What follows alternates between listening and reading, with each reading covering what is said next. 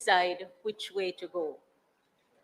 Madam Speaker, I feel like I'm standing at a demarcation line between the old and the new, what was and what is to come.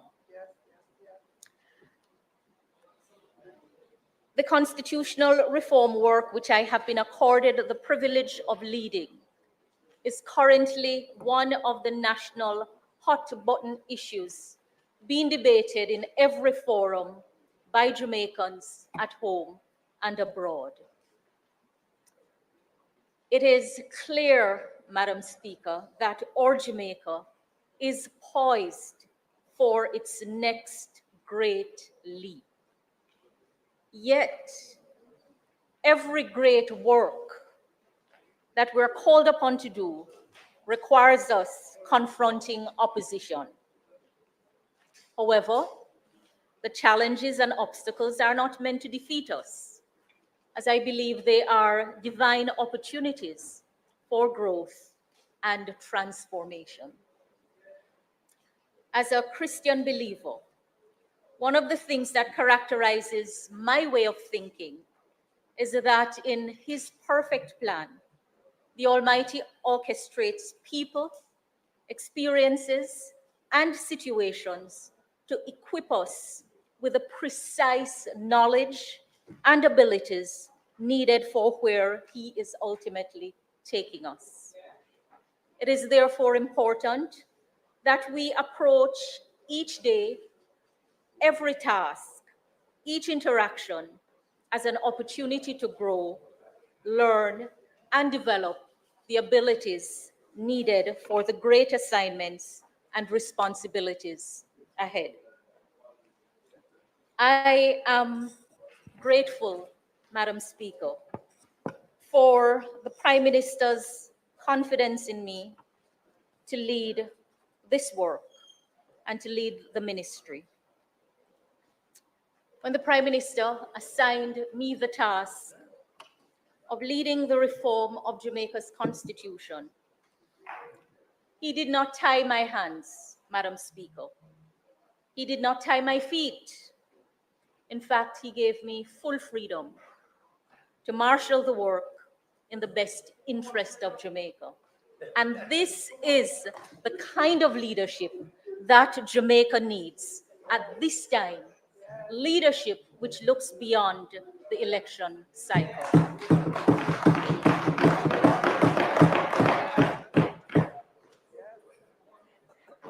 Madam Speaker, I also want to thank everyone who has engaged with us on the journey so far. Sometimes I wonder if we realize that everyone in our life is a teacher. Some bring lessons about love and support. Others teach us what to avoid. So far, there has been no smooth sailing, as the waters have been very choppy. At times, I felt like the waters were shark infested and I was about to be eaten alive. The journey on the road to Republic has been a rugged one.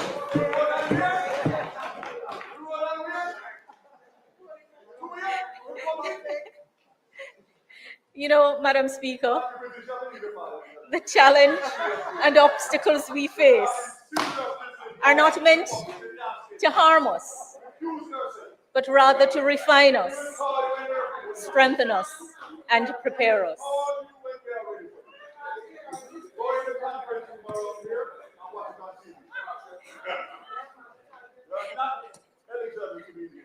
Madam Speaker, I also want to use the opportunity to pay homage to my St. James West Central constituents. There is a representative delegation from all 3 divisions of the constituency, and also from the management team and the executive and the staff at the office.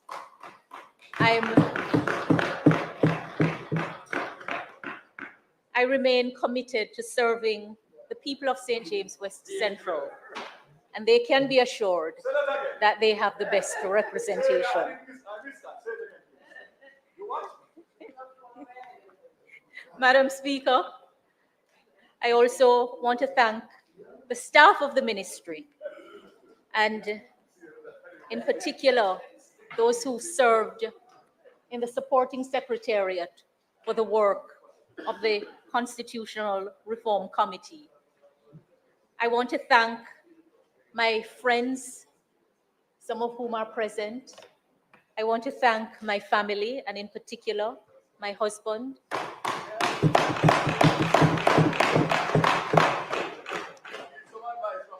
He is literally on a sick bed, but he remains supportive, and I treasure his wise counsel at all times. Madam Speaker,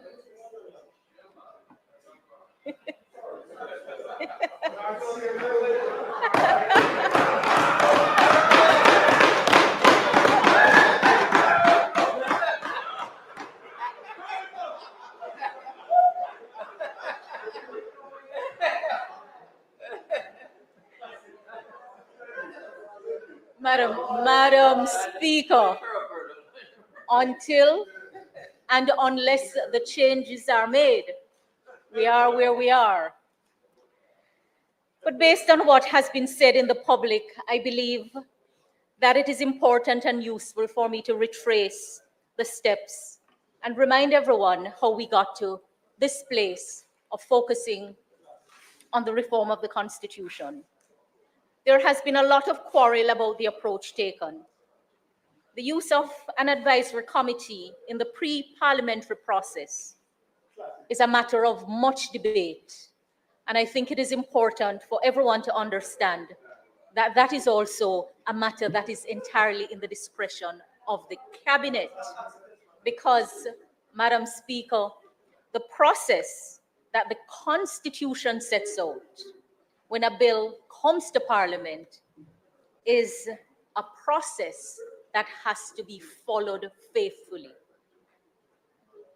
The process by which we make or break the Constitution is prescribed by the Constitution itself, and it must be followed. Any law that is inconsistent with the Constitution is void to the extent of the inconsistency, and any law that is made in a manner that is inconsistent with the process that the Constitution says must be followed is also void to the extent of the inconsistency. Madam Speaker, there is really no flexibility in following the very complex and lengthy process that the Constitution sets out. And every provision that relates to the monarch is given the highest level of protection. I hear people asking whether you have to have a referendum in order to abolish King Charles III, King of England, as the head of state of Jamaica. The simple answer is yes, yes, yes, yes. Some have looked on and they have seen what has taken place in Barbados, for example. And some are suggesting that we should just get on with it. Some are saying that there is no need for a referendum. But I want everyone to know that we cannot reform the Constitution in the manner in which we are proposing without the holding of a referendum. The provisions of the Constitution are differentiated by the processes that are prescribed, and in particular, Madam Speaker, the votes that are required to validly alter them. The provisions that are easiest to change require the votes of the absolute majority of each house. And that is to say, the votes of a majority of all the members of the House. And the absolute majority is in contrast to a simple majority, which is a majority of those present and voting.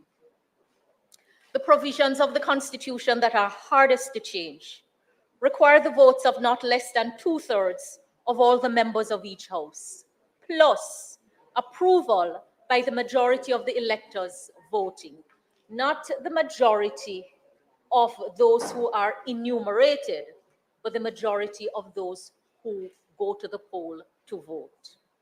The Constitution lays down a specific procedure, complex and lengthy, that must be followed.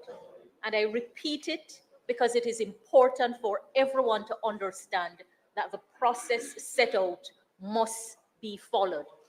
But the Constitution also includes a path to be taken within set timelines when the required 2/3 vote is not achieved in the Senate, where at least one vote from the opposition is needed.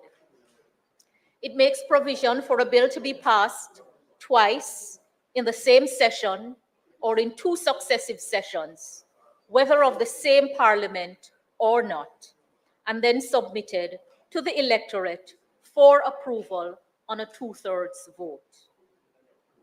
When the bill is passed by at least 2/3 of all the members in each House, only a simple majority of the electorate voting is required to approve it.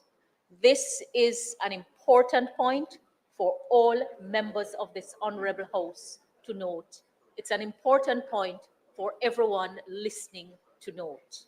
There are different thresholds for the vote of the electorate to approve a bill to alter the deeply entrenched provisions of the Constitution. Madam Speaker, although comprehensive work was done and substantive recommendations made over the decades, none of the provisions which require the votes of the electorate to change has been changed since independence, when the Constitution came into effect. And so, for those who ask, why do we look on the work that has been done before? It is simply because the work involves the same set of provisions that came into effect when the Independence Constitution came into effect. Prime Minister Holness's announcement in 2022 about Jamaica moving on from the monarchical form of government did not happen just like that. The initial timelines that I announced to get a bill to Parliament after I was assigned the responsibility to lead the reform work did not happen just like that. The announcements made and actions taken were done in a specific context, against the backdrop of an understanding that the required consensus between the political parties represented in the Parliament existed. Madam Speaker, in a letter dated December 2, 2019, jointly addressed to the Most Honorable Andrew Holness, Prime Minister of Jamaica, and Mr. Mark Golding, Leader of the Opposition, the Most Honorable P.J. Patterson, former Prime Minister of Jamaica, wrote, "I write to you jointly as our Prime Minister and Leader of the Opposition, who have the political authority and the opportunity to capture a truly historic landmark by establishing Jamaica as a republic within the Commonwealth and simultaneously repatriate our Constitution during the 60th anniversary of our independence in 2022. Mr. Patterson went on to say, "It has been fully accepted by our parties that the new head of state would be ceremonial in function, save for such powers as are expressly granted by the legislature, as has been done for governors general since the Most Honorable Sir Florizel Glasspool was entrusted with special duties on the advent of the Electoral Advisory Committee." He pointed out Based on the work and reports of previous commissions and parliamentary committees, the single outstanding issue is whether the incumbent should be chosen by a two-thirds membership of both houses sitting separately or jointly. He stated his view that one early Vale Royal meeting between the two could easily settle that.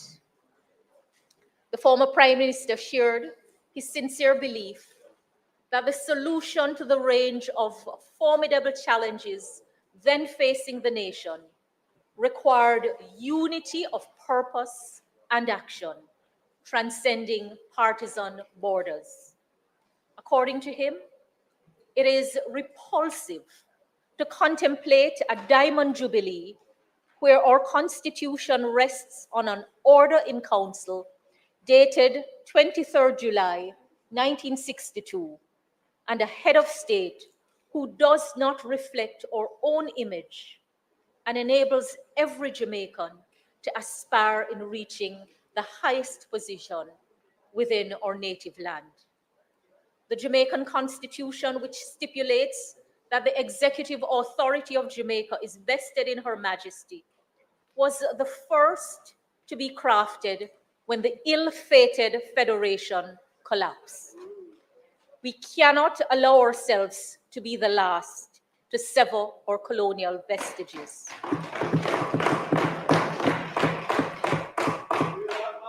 The time is long overdue to seek yonder horizon during the year of our Jubilee. That was in 2019. Mr. Patterson concluded his letter to the Prime Minister and the Leader of the Opposition with a plea, which he said was submitted for gracious consideration to reflect our oneness and ignite hope for this and succeeding generations. So, Madam Speaker, when we said that we were working to bring a bill to the Parliament for phase one of the reform, within 3 months of the establishment of the Constitutional Reform Committee, we did so against a clear understanding that there was no disagreement on the goal we were seeking to achieve.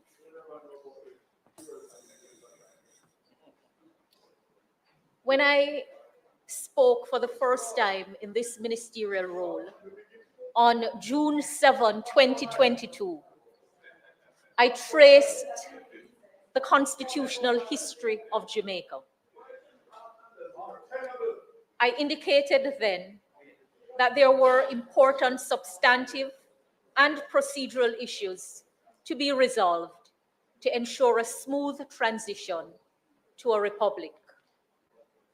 I pointed out that each recommendation I looked at required both careful thought as well as substantial resources to successfully implement.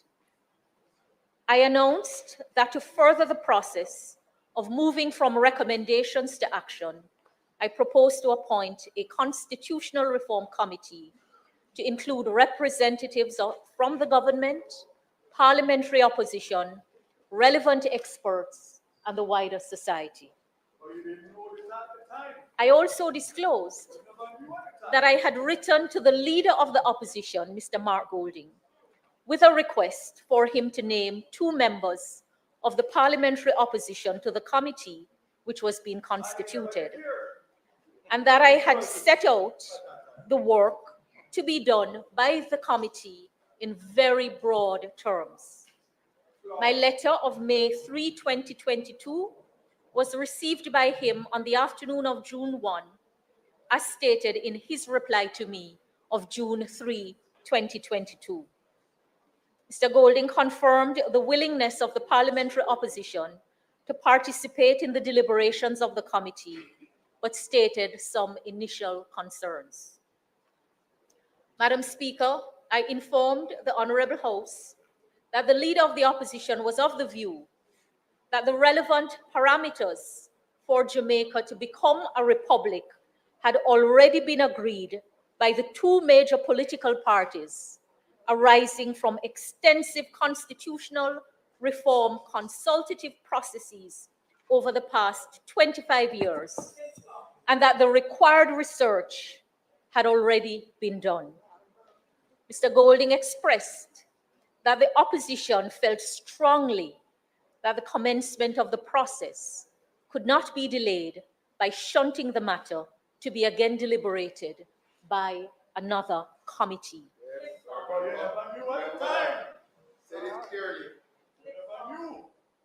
The leader of the opposition also pointed to what he described as the critical matter of Jamaica adopting the Caribbean Court of Justice as our final court of appeal. He said that he did not wish for the matter to be enmeshed in another process of deliberation by another committee, as the preparatory work for that had already been done. Furthermore, he said he was not persuaded that this was an appropriate time to embark on a review of the Charter of Rights, as he saw no compelling need to do so. That was happening in the context of the SOEs being the focus of attention around matters relating to the Charter of Rights. Madam Speaker, I had several informal in-person conversations with the leader of the opposition after that, both before and after my 2022 sectoral presentation.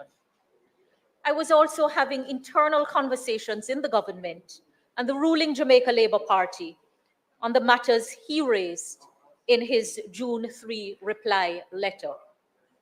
At the ministry, we requested and dug up all the files of previous work done. As a new ministry, we did not have the records, so we had to obtain them. But before I was able to send my written response, the leader of the opposition went public with the conversations we had. I resisted the urge to use the political platform to respond in like manner. I then opted to utilize ministerial statements to address what he said in the public, as not all was accurately said. On November 14, 2022, the Cabinet formally noted the extent of the constitutional reform work undertaken in the government of Jamaica over time, and the matters on which bipartisan and broad consensus was reached. Cabinet noted what was implemented and what remained to be done. Cabinet also considered whether perspectives had changed with the passage of time on those matters on which consensus was previously reached. It considered and approved the phased implementation of those matters on which consensus remained, starting with the change from a constitutional monarchy to the Republic of Jamaica and all matters for which a referendum is constitutionally required. The Cabinet also gave approval for the establishment of the Constitutional Reform Committee that was to be constituted by the Minister of Legal and Constitutional Affairs for the purpose of consultation, collaboration, on advice on the work to be done to transition Jamaica from a constitutional monarchy as the first phase of the reform process. Madam Speaker, on the heels of the decision of the Cabinet, I made a ministerial statement on November 15, 2022. I provided an update to Parliament and to the people on the work undertaken over the years, the matters on which bipartisan and broad consensus was reached, what was implemented, and what remained to be done. I thereafter formally responded to the Leader of the Opposition on January 5, 2023. I received his response on January 10, 2023. The same day, I again reported to the Parliament on the proposed terms of reference for the Constitutional Reform Committee. Yet again, Madam Speaker, I made another statement on January 24 to, as I said then, and the records will show, to publicly set the record straight, to correct the untruths espoused by the Leader of the Opposition, and to update the House and people on the status of the Constitutional Reform Committee. Madam Speaker, after that, the Vale Royal talks happened. And arising from those talks, the Leader of the Opposition named his nominee to the committee. The committee was thus formally established on March 1, 2023, to provide expert guidance to the government and the people of Jamaica during a phased constitutional reform process. It was to build on the comprehensive work previously done, not to replicate that work. Madam Speaker, very specific terms of reference setting out the policy approach of the Wholeness Administration were drafted for members of the CRC to review, settle, and agree. The terms outline the background against which the work was being done, the purpose of the committee, the scope of the work to be executed in 3 phases: commencement and duration, output, deliveries during phase 1, the members of the committee, the role of the chairman and the co-chairman, role of the members, the secretariat providing technical support, meeting frequency and modality, quorum, the decision-making modality, that of consensus, co-opting of members for subcommittee and other work, the reporting relationship to the Cabinet through the Minister of Legal and Constitutional Affairs, and compliance with the relevant laws, policies, and procedures of the Government of Jamaica. The members of the CRC were also provided with a bundle of background documents comprising numerous reference materials as required reading for the work. When the membership of the committee was publicly disclosed by Prime Minister Holness on March 22, 2023, on the first day of its meeting, the criticisms came fast and furious. You know, it was one thing for those criticizing to question the wisdom of the composition. But when they began to launch horrible personal attacks on the members, it was unacceptable. That's why I give the mic shirt to set up on top.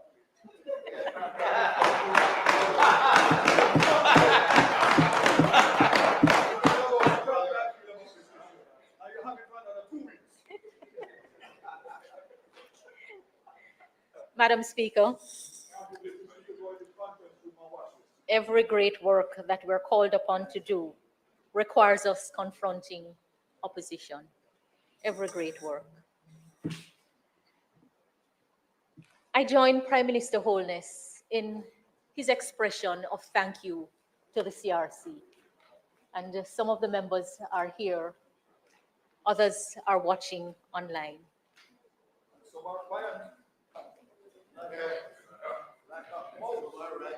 Madam Speaker, the fact that so much is being said about the efforts to reform the Constitution of Jamaica very much has to do with the work of the CRC.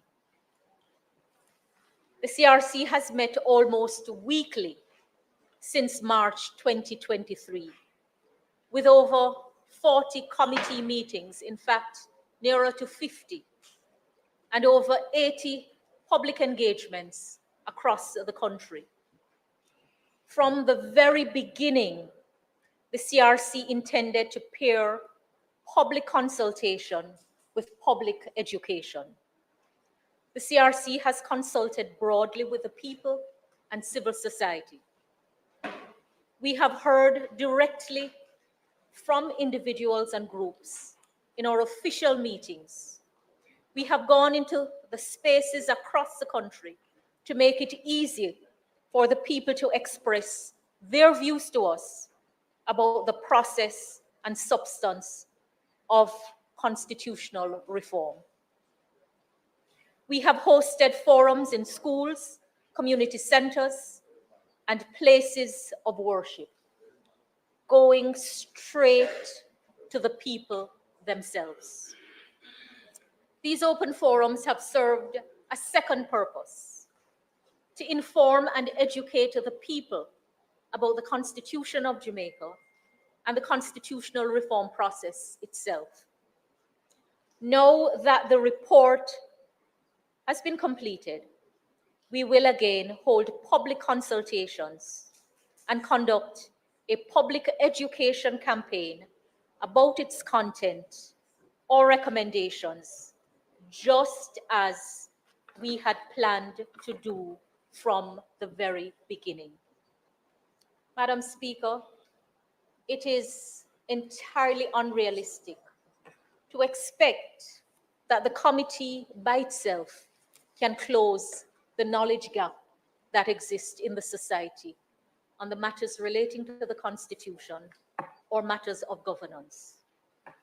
It is unrealistic to expect that we are going to meet with every single person, especially at a time when people are so distracted or attracted to other material, when the algorithms direct attention to the negative more than the positive, to what is hostile more than what is friendly, and then give those proponents of hostility a space and make them viral.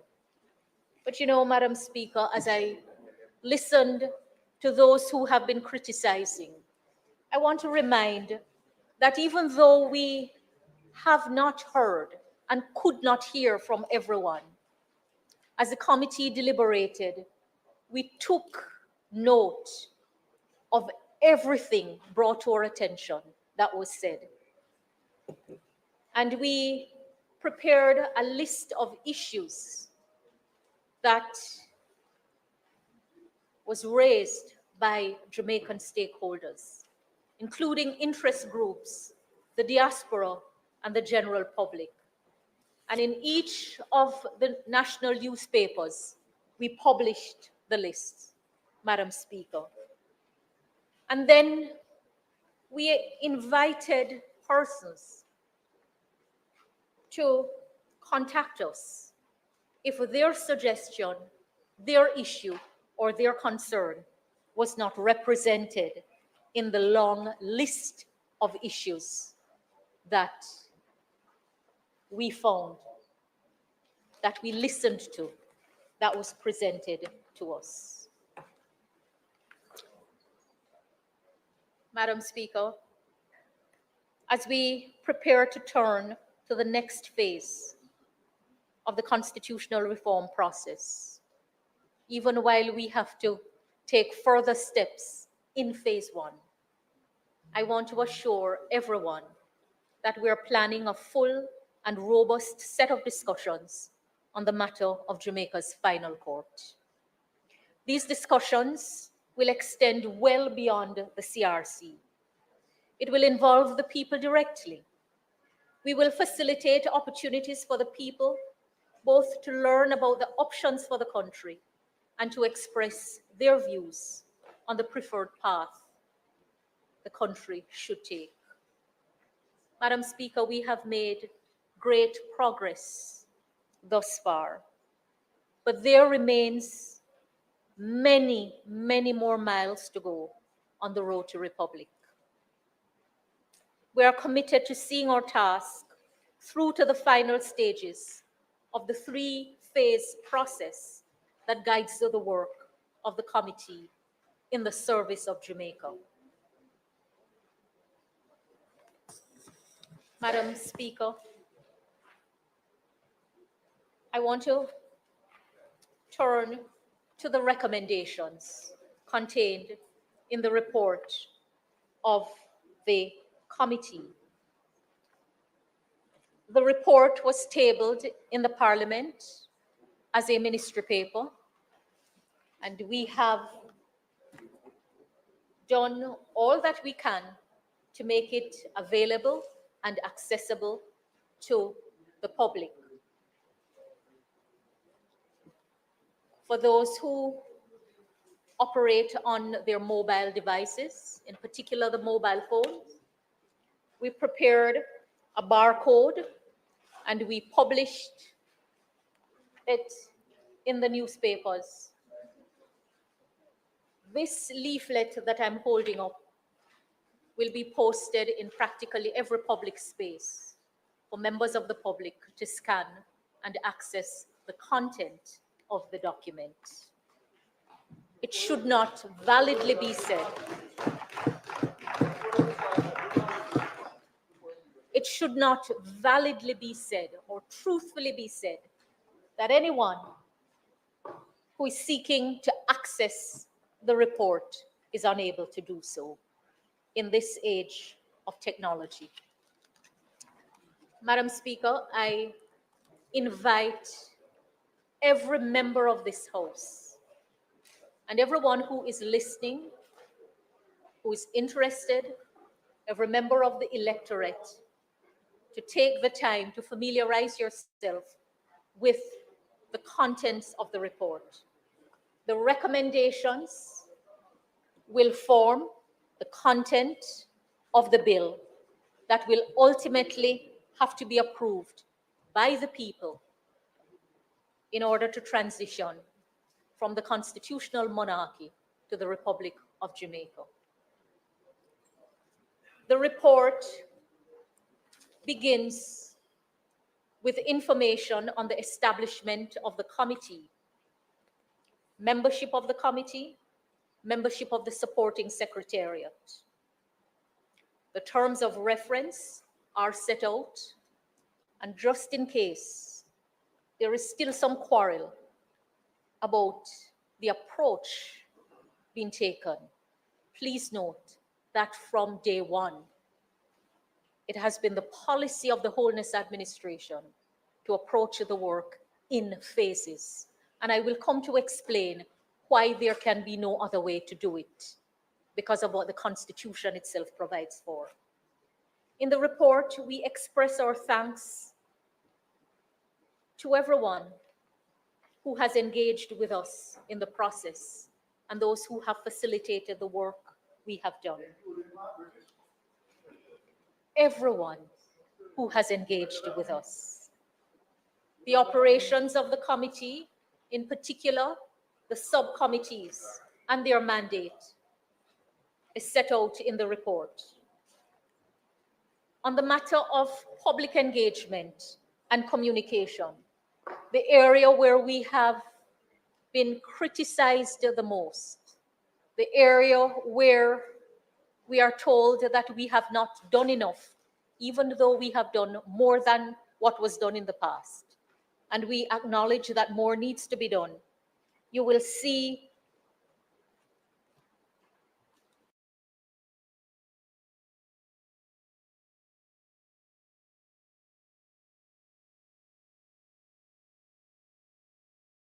we are not saying that the engagement amounts to the kind of public education that is required to ensure that people become thoroughly familiar with the Constitution. We're not saying that. You will see, Madam Speaker, our participation on the various radio stations and television stations, our partnership with the Jamaica Association for Debate for Empowerment. Madam Speaker, report also lists the individuals and groups that presented to the committee. Mr. Carvel Stewart, the Jamaica Language Unit, the Jamaica Left Alliance for National Democracy and Socialism, the National Democratic Movement, the Advocates Network, We the People, Republic Jamaica, Citizen Action for Free and Fair Elections, the Jamaican Bar Association. Madam Speaker, we established a dedicated website, rotorepublic.mlca.gov.jm, social media pages on Facebook, Roto Republic Jamaica, Instagram at Roto Republic Jamaica, on X, formerly Twitter, at Roto Republic, a dedicated WhatsApp number, 876-441-9097, and an email address, constitutionalreform@MLCA, that's the Ministry of Legal and Constitutional Affairs.gov.jm, to facilitate the receipt of submissions from and responses to the public on matters related to constitutional reform. For ease of public access, to date, the written submissions of those who presented to the committee and the confirmed minutes of its meetings have been published on the Road to Republic website. Madam Speaker, I confess how grieved I was when I saw an article written by a certain man of the cloth. Madam Speaker, you know, he proceeded to describe members of the committee as, let me take two. When an article written by a man of the cloth, published on May 24, began with a false and disparaging statement, which described members of the committee as a bunch of political appointees representing the party in power, it went too far. As a response from Dr. Lloyd Barnett pointed out, although the members of the CRC were appointed by the cabinet, in addition to those who were appointed on the nomination of the leader of the opposition, there are several who do not represent the party in power, but are recognized as members of civil society broadly. If that man of the cloth is listening, I want him to know that many are questioning his approach, and they want him to know that he will not succeed in bringing anyone to Christ with such an ungodly, un-Christ-like approach.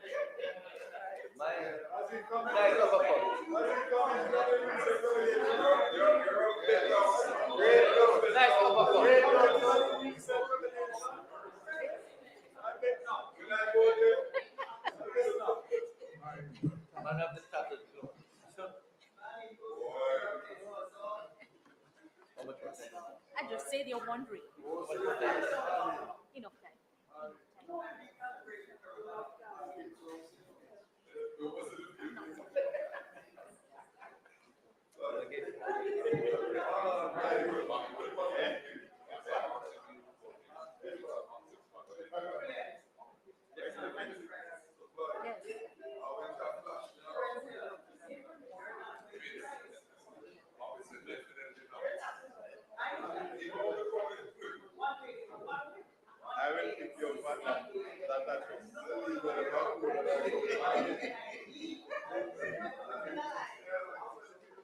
Madam Speaker, I ask that the member be allowed to complete her presentation by being given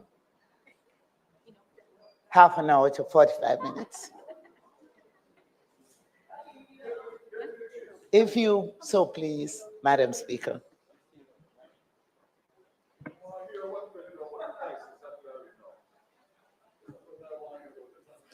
Members, the question is that the minister be allowed approximately 45 minutes to complete her presentation. The time given will not exceed 1 hour. I know the issue of the constitutional reform is one that is of national importance. Minister, members, those who are in favor, those against, the ayes have it.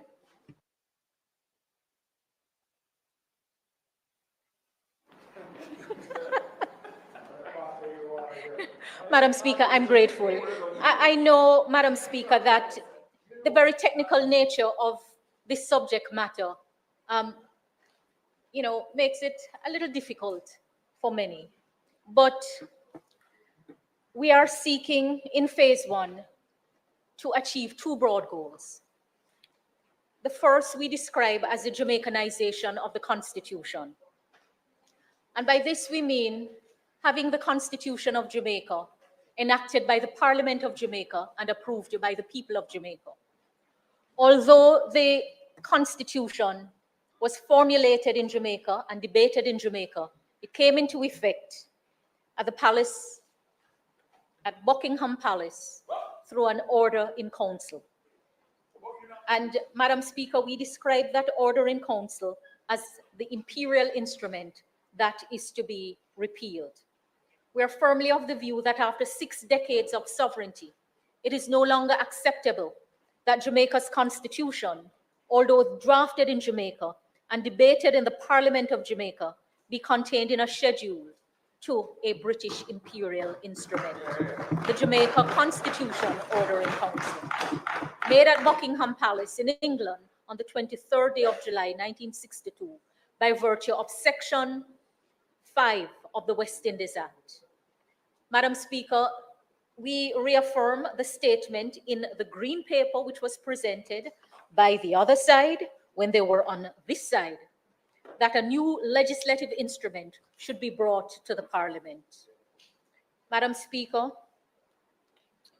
the recommendation is that the reform program should begin with the Jamaicanization of Jamaica's constitution by repealing and replacing the present order in council with a Jamaican instrument. And simultaneously, with this historic change, we would change the monarchical form of government by abolishing King Charles III, King of England, King of Jamaica, as our head of state, and establish the Republic of Jamaica.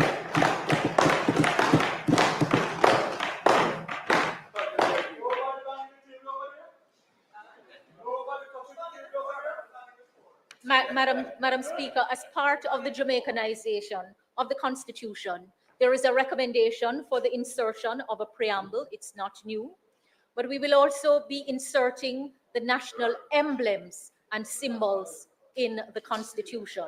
The national emblems comprise the national flag, the national anthem, and the coat of arms. The symbols are the national tree, flower, fruit, and bird. The national motto, the pledge, the school song, and the national prayer. Madam Speaker, there is also a proposal to reform the presentation of the Constitution, beginning with the inclusion of the Jamaican Interpretation Act, as opposed to the UK Interpretation Act of 1889, frozen in time. The words of enactment are to be updated, and we recently began that process. The bill was passed in this House.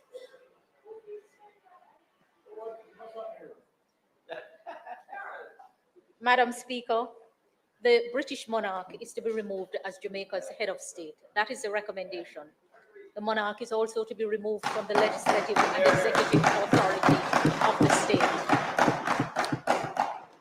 With the removal of the monarch, the office of president is to be created. And the CRC has recommended a 2-step appointment process. It begins with a nomination by the Prime Minister after consultation with the leader of the opposition with a view to arriving at consensus, and then a parliamentary confirmation process. Interestingly, Madam Speaker, it was said that the only thing that remained to be settled was whether the vote to confirm the president should be taken separately, with each house voting separately or together. Since this recommendation has been made, issue has been taken with an aspect of it. Madam Speaker, there is a recognition that systems work, processes work until they do not work. And so there is a recommendation for the appointment of the president in the event that there is no consensus between the Prime Minister and the leader of the opposition. Some are saying that if the provision were to be included, it may be license for no consensus to be achieved. The members of the CRC do not hold that view. We took a lot of time looking at this matter.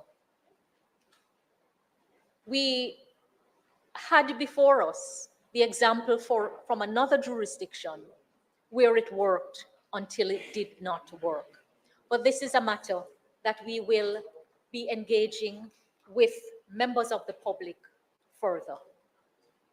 Madam Speaker, the recommendations speak to the required qualification for holding office, and it begins with the citizenship criterion: Jamaican citizenship and Jamaican citizenship alone.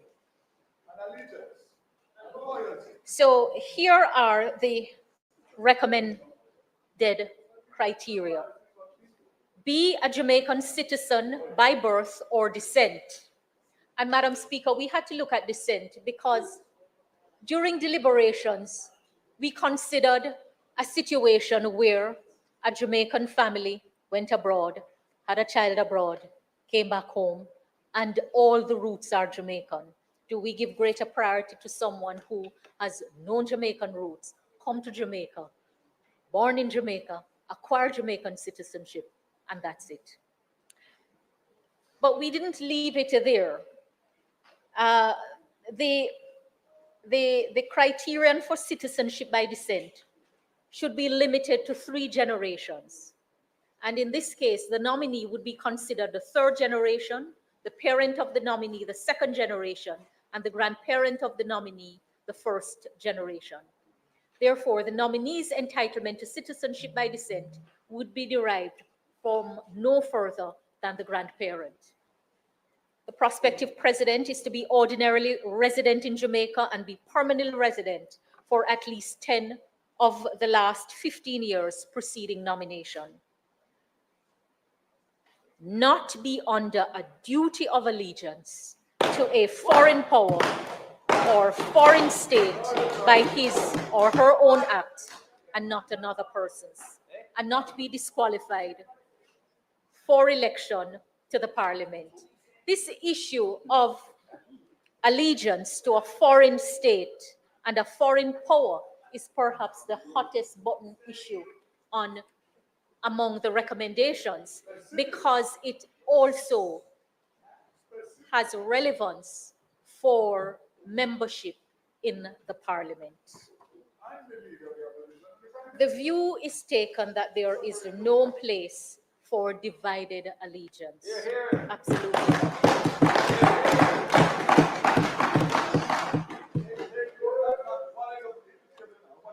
Madam Speaker, a lot of commentary has been made about the type of president. Many describe the work done by the Governor General as the de facto head of state as merely ceremonial. It is not true to say that the functions exercised by our head of state or local head of state that those functions are merely ceremonial. But it is important for everyone to understand that ceremony has an important place. And ceremony is reserved for matters of high importance. The recommendation for the term of office is for 7 years in the first instance, renewable for a second term of up to 5 years.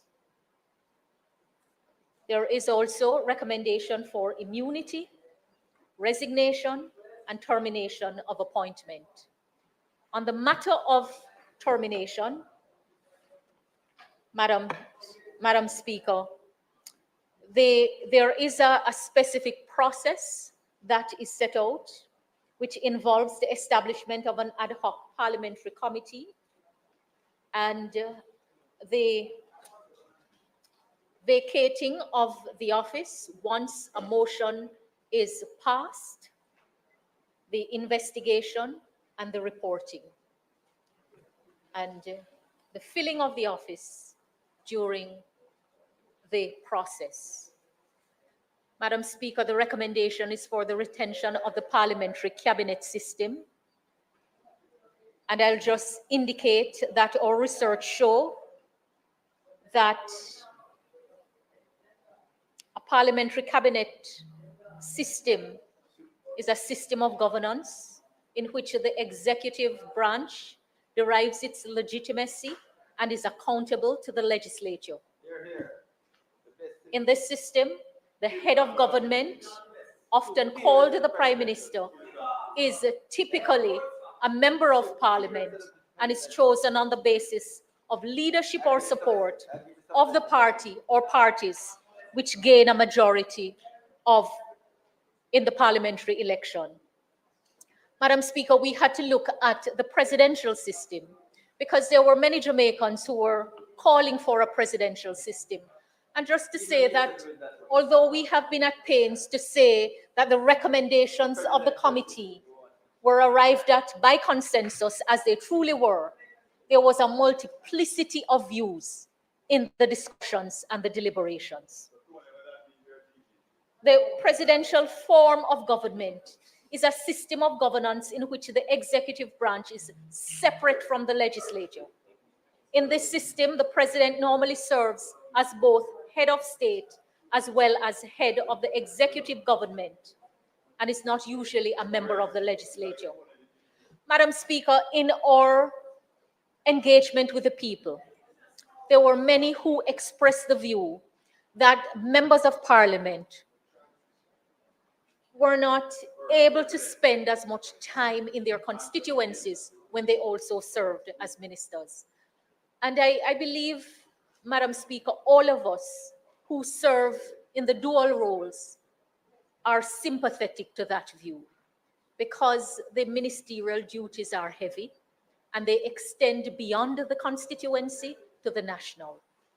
But you know, Madam Speaker, I pondered a lot on this because every time we say to our constituents that we're dealing with ministerial work, we will be there or we're not able to come because of other work which involves their welfare and the welfare of the nation.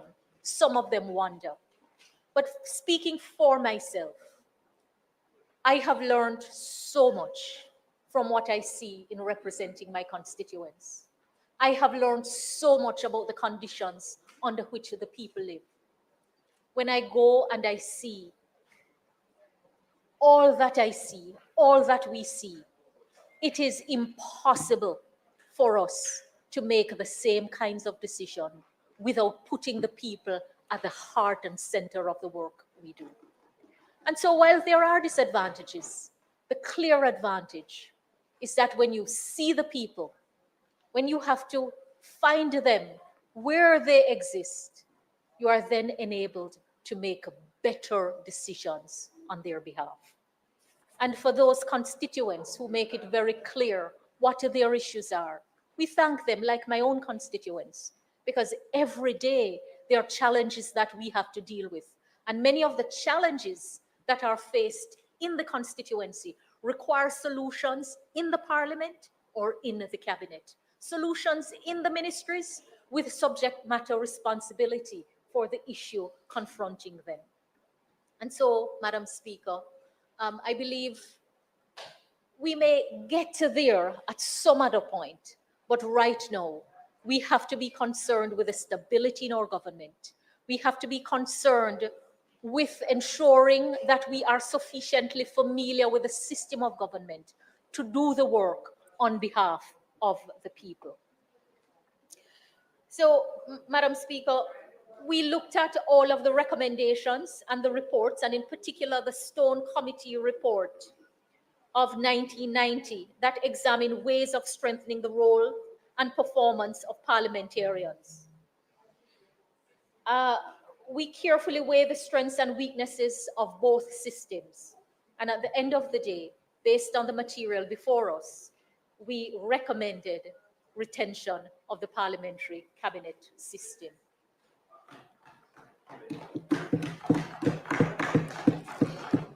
Madam Speaker, there is the matter of impeachment and recall that took a lot of time in our deliberations. In fact, the committee deliberated with full knowledge that a private member's bill was tabled in the Parliament, and that previously, under the Jamaica Labour Party government, discussions were held about including a process of impeachment. Madam Speaker, we took into consideration repeated concerns expressed by the public about the lack of accountability among parliamentarians. In fact, I recall in my report to the Prime Minister and to the Cabinet advising that we will have to look at how we hold ourselves to account in a better way. We will have to look at the concerns of the people. Those concerns may not be addressed through an impeachment process or a recall process, but the people are demanding greater accountability from all of us. We discussed at length over multiple meetings the related issues. And we acknowledge the calls for the inclusion of a process of impeachment. We examined the history and experiences of impeachment in other jurisdictions. And in the end, we considered whether and how impeachment would work in the Jamaican context. After lengthy deliberations, we recommended that there should be no inclusion of an impeachment process in the reformed constitution. And we gave reasons for that. The reasons are that it is essentially dealing with what is a legal matter through a political process, as most impeachable offenses are criminal in nature and properly triable in the courts. We know that views are divided on this matter. We know that some people feel very strongly about it. We consider that the process can be easily manipulated for partisan political purposes, that it is difficult to ensure an impartial hearing by members of a parliament that is divided along partisan political lines. The need for investigative resources, and whether matter being investigated involves the allegation of a crime, then the normal criminal proceedings would be invoked, which creates the risk of competing and conflicting jurisdictions and outcomes. In the case where impeachable offenses are not criminal offenses, the definitions are generally vague, and therefore the impeachment process is regarded as inconsistent with the principles of natural justice. Since the report, our engagements with the people say, if not impeachment, why not recall? You know what is interesting, Madam Speaker? For many Jamaicans, their member of parliament is their first point of contact with government. They expect the member of parliament to do everything that all of government is required to do, except doing the work of a lawmaker, because many do not associate the office of member of parliament with that of a legislator and lawmaker. They believe that you are the social worker, you're the father, the mother, the spouse, you name it. That you are there to meet their every need. And so, can you imagine if a member of parliament is called upon to perform a role that is not properly the member of parliament's? That you have done all that you should do, can do, and you're waiting for another part of government to do the work. But the angry mob in the constituents decide that you should be recalled. If the numbers are high, you could have 3 or 4 elections, by-elections, happening in a 5-year cycle. So they say the strength of a democracy is that it is self-correcting, because it has the power of the decision in the vote. I know that this is an area that we will continue to debate, that we will continue to discuss, because we must bring greater accountability to the holders of public office, and the people are asking for more. The other hot button issue, Madam Speaker, is fixed general election date. And essentially, people are saying that they want greater certainty around when elections are held. But having examined the issue, the committee took the view that should there be consensus between the two sides in the parliament, this is a matter that could be considered for implementation. Although the committee recognized that in the context of Jamaica, fixing a specific date, the precise and inflexible date may be problematic in a country like Jamaica. But it is still possible to introduce greater certainty as to when elections are held. This is a matter that we will have to continue to debate.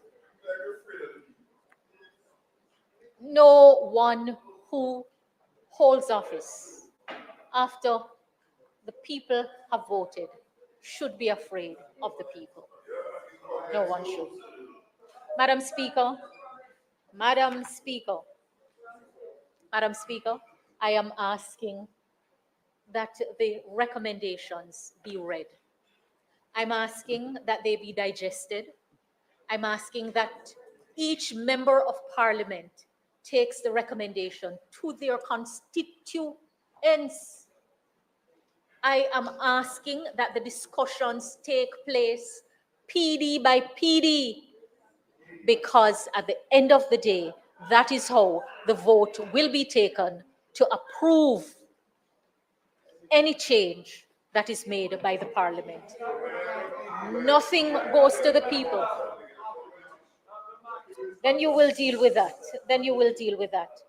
Madam Speaker, the recommendation that has floated around for a long time about the incorporation of the Electoral Commission in the Constitution has been made, and it is a matter that is to be implemented. One important change was made. The proposal is that the level of entrenchment be on the same level as our superior courts, and not that it be deeply entrenched. We have made recommendation for the incorporation of the Office of the Public Defender, and this is important for the Charter of Rights. Madam Speaker, the issue of the final appellate court is one of the hot button issues. We debated at length. We discussed at length. In fact, it was a big elephant staring us in the room at every stage. I indicated earlier that we will have to begin in earnest a serious conversation and discussion about the options that are open to us. Madam Speaker, we will continue to talk about constitutional reform. We will continue to go to the people. We will be moving as far as we can to have the Republic of Jamaica established. Before I move to the other areas of the ministry, very briefly, I wish to say that in order for us to move forward, consensus is required. Both sides of the parliament must speak, must come together, must deliberate, must move beyond partisan differences. There is no disagreement about the goal that we're seeking to achieve. Absolutely none. We want it all, but we can't have it all at once. Madam Speaker, on the matter of why we have to move in phases, I invite members of this House to note that it is the bill that will have to be approved by the people. And the better view is that you do not include in the bill and send to the people matters that do not require their approval constitutionally. Madam Speaker, we will go forward. We are committed to going forward because we believe that this is the right thing to do.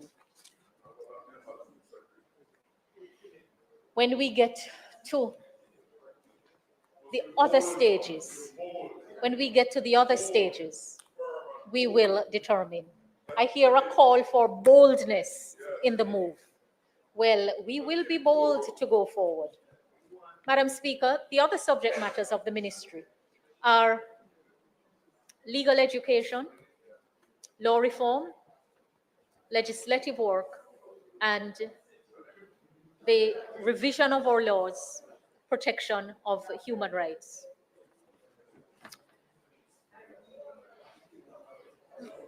The ministry, alongside the Constitutional Reform Committee, has been engaging in a robust public legal education on the Constitution and the laws of Jamaica.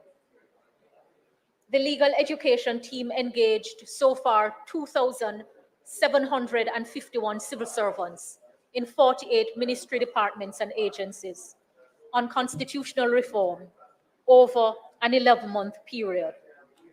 The sensitization included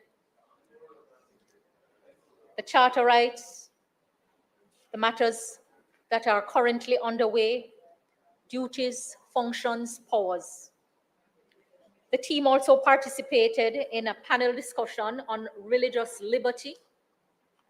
They have engaged students in the school, and the work continues. Madam Speaker, the work continues. Education is a lifelong work. Lifelong work.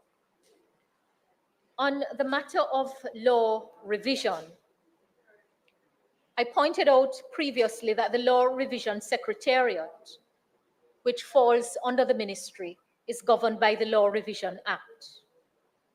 And it consolidates and publishes the laws of Jamaica under the direction of law commissioners. The main function of the Secretariat include textual changes to the laws of Jamaica, the statute and subsidiary legislation, preparation of the consolidated pages for printing and publication, preparation of the laws of Jamaica, and subsequent uploading of the laws to the website.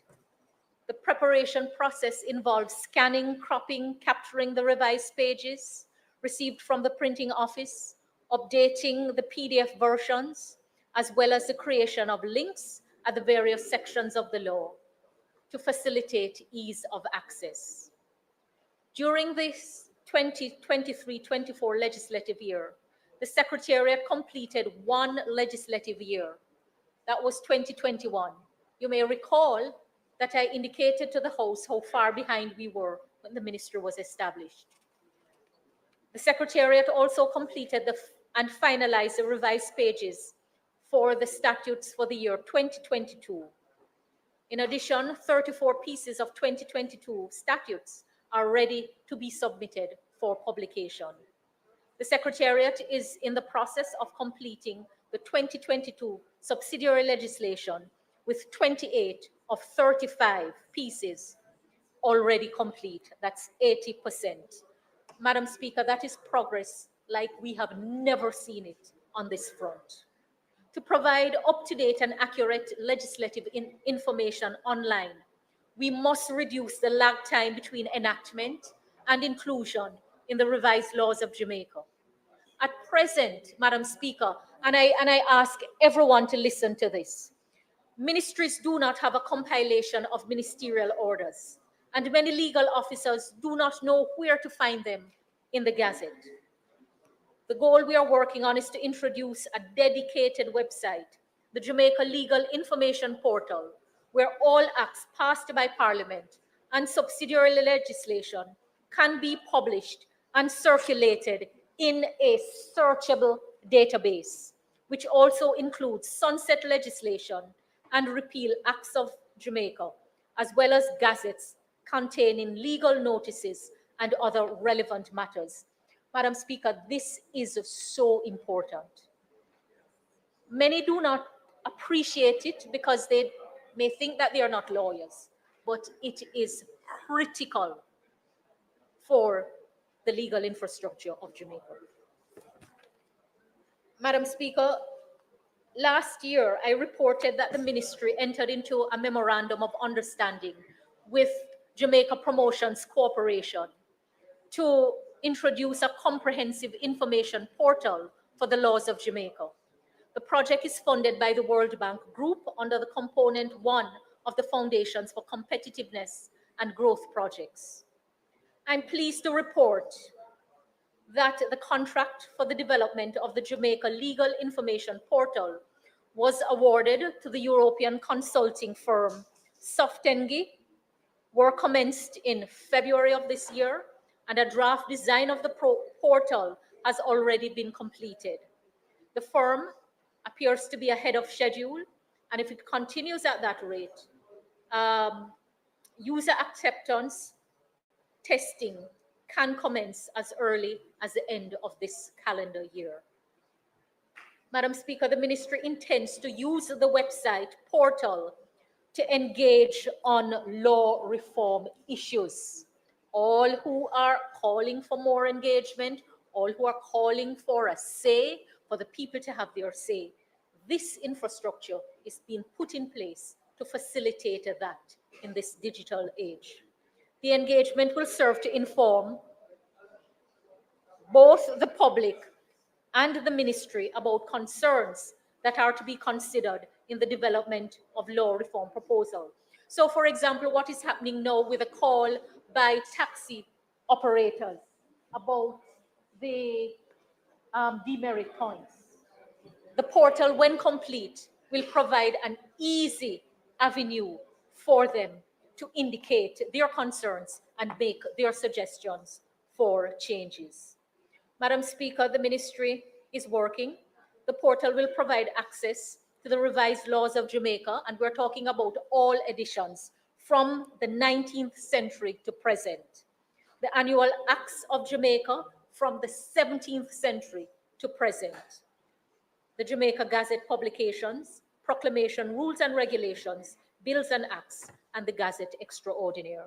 The introduction of this transformational tool will obviate the need for extensive time and effort to be expended to identify Gazette notices and laws. The portal will include judgments of the court.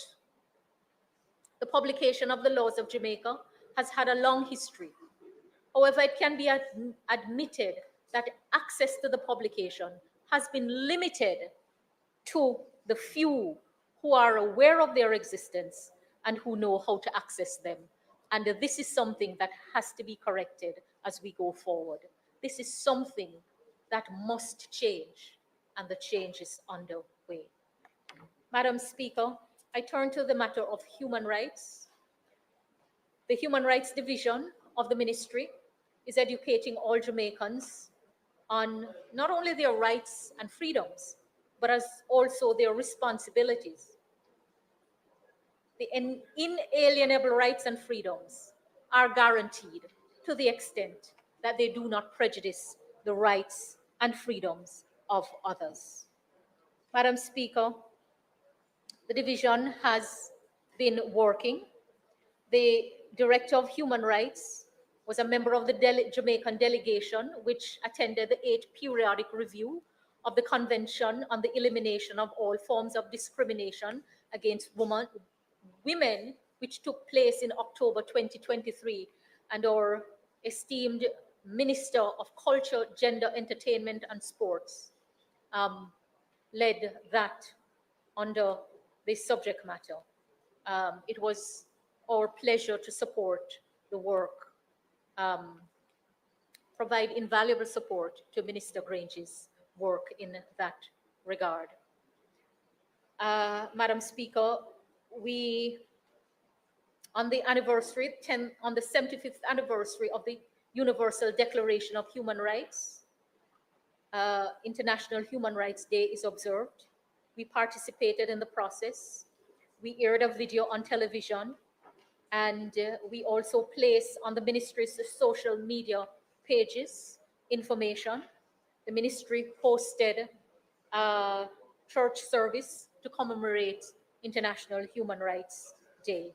We remain committed to protecting the gains that we have made and to ensuring that all Jamaicans understand that the rights they are given to the extent that others are responsible.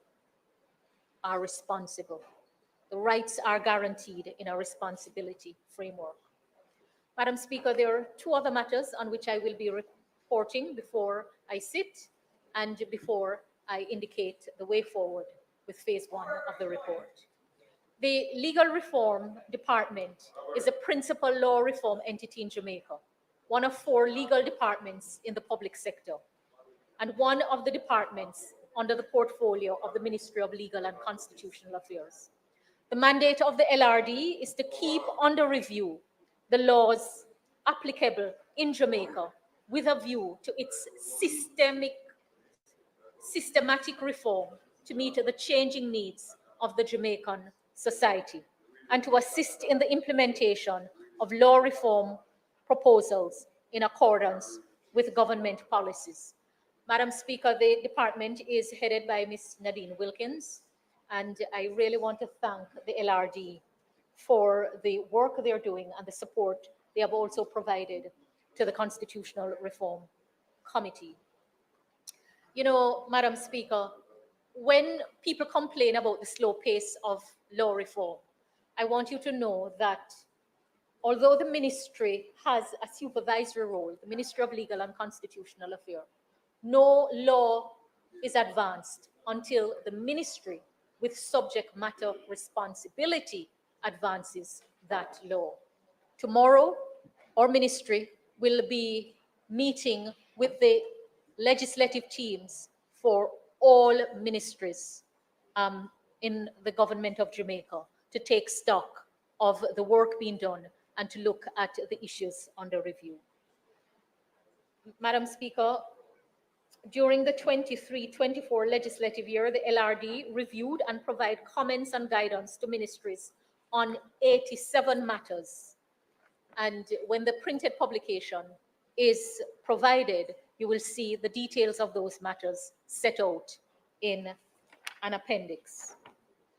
Turning to the Office of the Parliamentary Counsel, Madam Speaker, the office is headed by Ms. Judith Grant, a very competent Chief Parliamentary Counsel, and her support team of highly skilled and committed drafters and secretarial and administrative staff. Every time I speak, I say, don't blame the Office of the Parliamentary Counsel for any delay that is in the system. That is not where the delay occurs. The Parliamentary Counsel comes at the end of the chain. I'm happy to report that for 2023-24, approximately 77 bills were prepared, with 14 passed by the Parliament, 10 draft bills, and 53 drafting assignments completed by the Office of the Parliamentary Counsel. Appendix 2 of the printed report will set out the details, Madam Speaker. During my sectoral presentation last year, I reported to the House that one of the strategic priorities of the ministry is to address the slow pace of legislative reform in the public sector by strengthening interministerial collaboration. I further reported that all ministries are required to work within settled timelines and that a projectized approach has been adopted to improve the management of the process. Our ministry continue to provide technical guidance and support to all ministries and their legislative teams. Madam Speaker, we need more resources. We need more resources. All ministries are required to prepare a policy paper which cogently captures the policy intent regarding proposed laws. We need more policy specialists in government. The current arrangement sees ministries as a first step preparing a cabinet submission outlining the proposed legislative amendments. Madam Speaker, the government needs more expertise across every ministry, department, and agency to deal with policy work and to deal with the legislative work. I indicated earlier that the next legislative teams meeting will be convened. I did say tomorrow, but it's actually Thursday. It is our intention to provide further guidance to the ministries on the effective development of legislative policy, to review the performance of the teams for the 23-24 legislation program, and to make presentations on the modernization of outdated legislation. A new scorecard system will be introduced by the ministry, to the ministry by the Office of Parliamentary Counsel at the legislative teams meeting. The OCP administers a client feedback form that its client ministries complete once a bill is completed. The scorecard will be completed and it will provide data on the quality of instructions received from each ministry. The data will be compiled on a database and assessed periodically to determine the extent of the assistance to be provided. Madam Speaker, I am about to take my seat, but before I do so, I want to indicate that the CRC is moving to prepare the drafting instructions for the substantive bill to transition Jamaica from a constitutional monarchy to a republic. When the bill comes to the House, it will have to be laid for 3 months before it can be debated on. It is the intention to use the first 3 months to hear from the people and to further inform the people about the bill. The proposal is for the bill to be reviewed by a joint select committee of the Parliament. After the bill is debated on, another 3 months will have to elapse before it is voted on. And we will take into account the points raised during the debate. After the bill is passed in the House of Representatives, this honorable House, it will go to the Senate. Yes, a joint select committee will be held. Joint select committee will be held to review the bill. The time between the tabling and the commencement of the debate will be used. Madam Speaker, the Constitution says that if a bill passed in the House is not passed with a required 2/3 vote in the Senate within a month of it being sent there, it will be regarded as having been rejected by the Senate. It will then come back to the House for a second vote. And that second vote can take place in the same Parliament or in a subsequent Parliament. There are timelines that are set and which have to be honored. And after the bill is passed, it will go to the people. Madam Speaker, we will have to spend a lot of time working on the process by which the bill will be approved. Just to say, Madam Speaker, that there are technical matters, and it is not the intention to put to the people any matter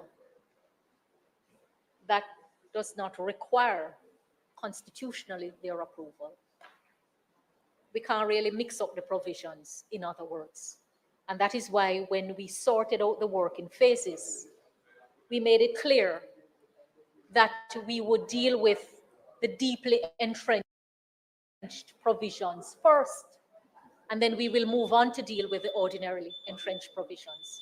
So, Madam Speaker, Madam Speaker, we are where we are. Jamaica is poised for great things. A lot of work has been done. A lot of work remains to be done. The invitation is for all Jamaicans, and in particular, the people who are the electorate, to join us on the road to republic. Madam Speaker, it's not an easy road, but it's a righteous cause. And when we pursue a righteous cause, the universe has a way of coming to the rescue. It is my expectation that we will find the maturity to rise above the partisan divide and do what is right in the interest of Jamaica. Yes, please. Yes, please. There comes a time when we have to put Jamaica ahead. And this is the time. Madam Speaker, I thank all of my colleagues for their indulgence. I thank everyone who has interacted with us. Let us not break out the quarrels. Let us spend our time finding the solutions. Madam Speaker, it is my honor and privilege to do this work. Prime Minister, I commend you wholeheartedly. I commend you for not politicizing the process. I commend you for enabling the discussions and the debate to take place. The leadership that you have exercised is the leadership that is required for such a time as now. Prime Minister, those who come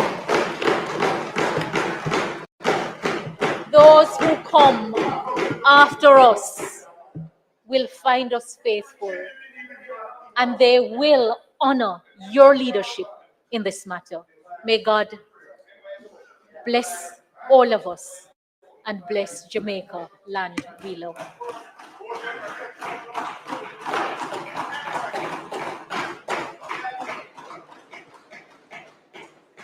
House Leader.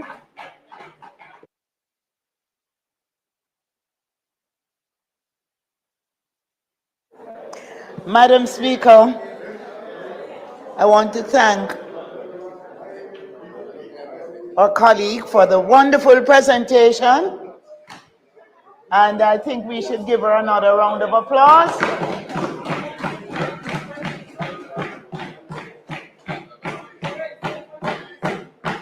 Thank you, Minister. Madam Speaker, I now ask that the sectoral debate be suspended. The motion is before you. Those in favor? Those against?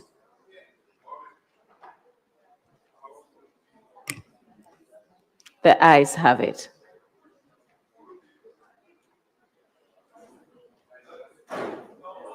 House Leader?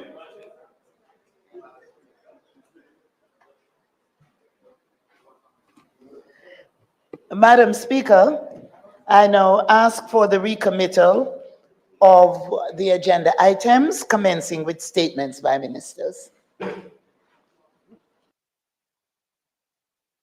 Those in favor? Those against?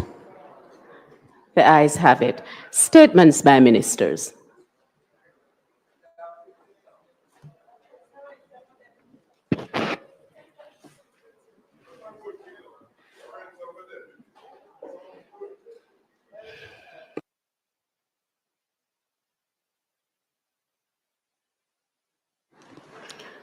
Welcome the Minister of Finance, Dr. Nigel Clark.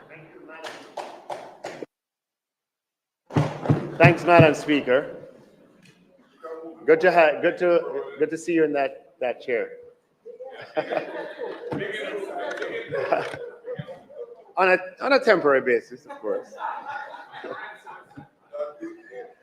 Madam Speaker, I wish to update this Honourable House on the progress that has been made in the process of the proposed transition to the Twin Peaks model of supervision and regulation of the financial sector.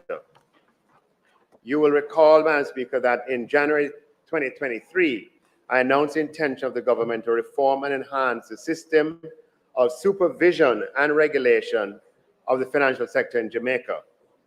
Madam Speaker, the regulatory environment in any country has to reflect the structure of the industry that it regulates. And in Jamaica, over 90% of financial sector assets are within financial conglomerates. And therefore, the regulatory structure needs to reflect that. The Bank of Jamaica was charged with leading a collaborative process for the introduction of the legislative framework and operational arrangements necessary to bring about this important change. Under the Twin Peaks model, the Bank of Jamaica will assume full responsibility for prudential supervision of all bank and non-bank financial institutions, and the Financial Services Commission will be transformed into a new regulatory entity that will supervise all bank and non-bank financial institutions from the perspective of market conduct and the protection of consumers of financial services. We have often in this House lamented the fact that market conduct regulation is below what we want it to be. And so the idea that we'll have one institution that is dedicated totally to that purpose. The system of financial sector supervision that emerged after the financial sector meltdown of the 1990s is in urgent need of a radical overhaul and significant strengthening. Madam Speaker, it is clear from the escalation of public complaints about banking services, for example, that it is imperative that there be the introduction of comprehensive and robust consumer protection framework for financial sector services. The legislative framework for this is not presently in place. However, we're committed to addressing the gap as a matter of urgency. It is clear from the high-profile instances of fraud involving financial institutions and the funds of depositors and investors that there's need to strengthen the supervisory framework for all financial institutions. The adoption of the new Twin Peaks model will change the existing bifurcated supervisory architecture and the sector-by-sector regulatory approach, where today we have the BOJ regulating certain sectors on a prudential basis, the deposit-taking sector, which includes banks and billing societies, the the cambios, as well as the microcredit. And then you have FSC regulating other sectors, such as insurance, securities, pensions, etc. Under the new approach, Madam Speaker, the prudential regulation of commercial banks, billing societies, merchant banks, microcredit, and eventually credit unions, along with non-DTIs, such as security dealers, insurance companies, and pension funds, being consolidated into one regulatory peak under the supervision of the BOJ. Similarly, all market conduct and consumer protection regulation will be consolidated under the other peak, under a proposed Financial Services Conduct Authority, which will be the successor agency to the FSC. The Financial Sector Conduct Authority, on full implementation of the Twin Peaks model, will be responsible for market conduct regulation and financial consumer protection for all operators in the financial sector, whether they're DTI or non-DTI. So the people of Jamaica will have a consumer champion, as has long been advocated in this House, that is totally and solely focus on consumer protection across the financial services sector. Madam Speaker, I want to commend the team led by the BOJ Governor Richard Biles and involving staff of both the BOJ and FSC and the Ministry of Finance and the Public Service for the ardent, concerted, and focused work that they have been undertaking since I made that announcement. They have consulted with the financial sector on the Twin Peaks concept for Jamaica and have updated me on those consultations. They have studied the implementation and operation of Twin Peaks in other jurisdictions such as the United Kingdom, Australia, New Zealand, Belgium, the Netherlands, South Africa, among other countries. The process has benefited from the sharing of experiences by institutions around the world that are already managing the Twin Peaks model, including the Bank of England, the South African Reserve Bank, the Reserve Bank of New Zealand, and the Financial Sector Authority of South Africa. As we seek to implement a new regulatory system to meet the highest standards in the world, there have also been consultations on the technology implications with the Bank of Lithuania. The team has benefited from the technical expertise provided by the World Bank and the IMF, and discussions are currently underway with the internal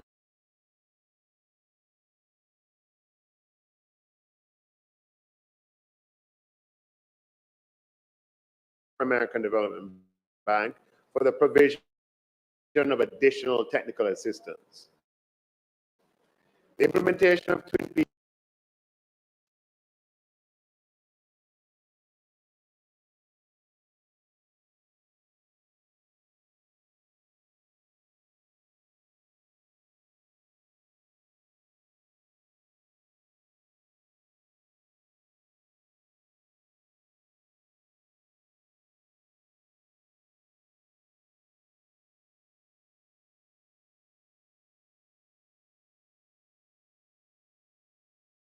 model is expected by 2026.